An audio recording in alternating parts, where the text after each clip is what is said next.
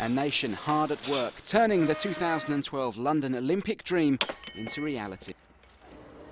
There's a buzz of activity and a growing sense of anticipation, not just at the Olympic venues, but across all walks of life in London and the United Kingdom, with everyone preparing for a huge influx of visitors into London and the other towns and cities that will host Olympic events.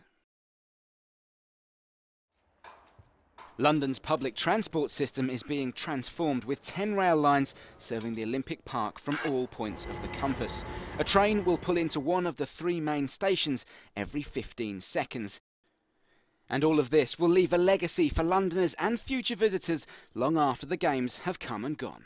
You're seeing overwhelming public support still for the Olympic Games. People recognise that it's going to deliver real legacy value, such as what you can see around us, but also it's going to be the greatest party on earth. Tens of thousands of visitors are expected in London during the Olympics, and they will all need somewhere to stay. New hotels are already opening, with the city heading for a Games target of 120,000 rooms across all budget levels.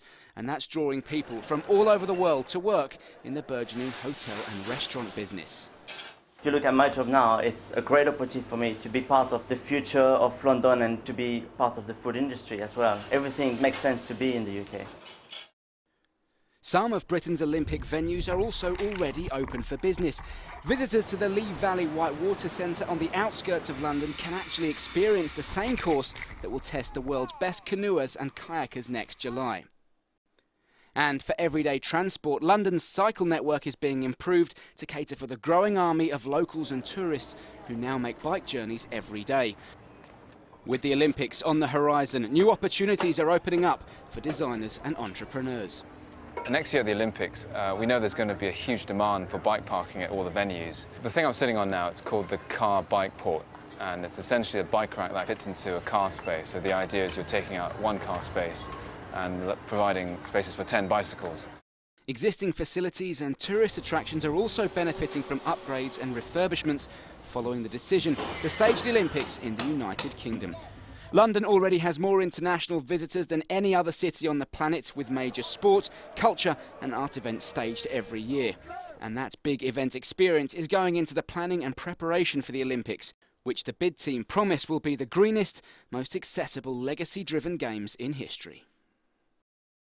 It's a chance for us Brits to show everyone that when it comes to putting on a spectacle, when it comes to pageantry, when it comes to efficient organisation, when it comes to a friendly welcome, we can do it as well, if not better, than anywhere in the world.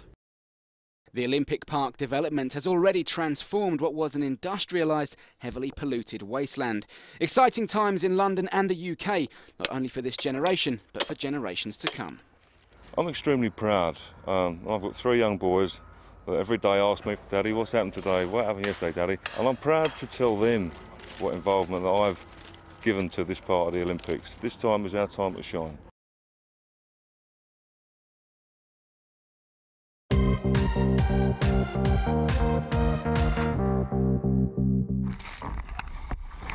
A group of inner-city teenagers experiencing the thrills and the spills of the 2012 London Olympics whitewater course.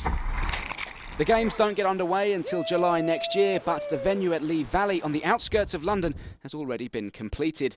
Come the Olympics, the canoe slalom and kayak events take place here, but before and after the Games, it's open to members of the public from home and abroad.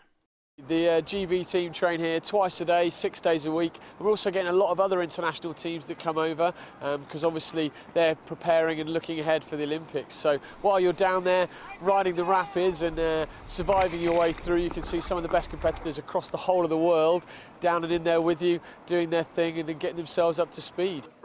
Pascal expertly guided these teenagers on the ride of their lives through the rapids, where 13,000 litres of water a second powers down the course.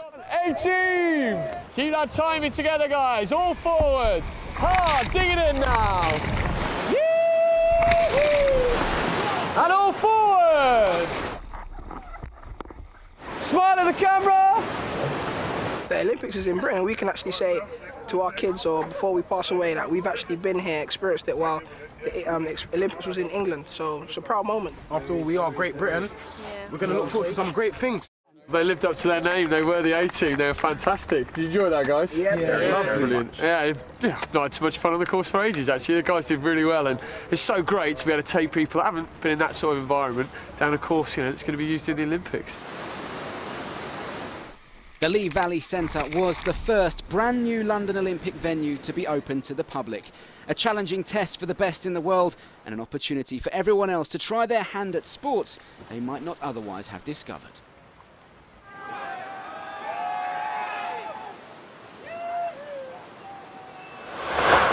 This is a chance to show off the best of Britain to the world, and the fact that the major venues for the Olympics have been completed a year ahead of schedule, the fact that we've got fantastic athletes for our Olympic and our Paralympic team, and you know, the fact that we've come through a really tricky period in terms of our economy, and you know, things are looking up. I think people feel very positive. London's got it all. I think it is one of the greatest cities on the planet.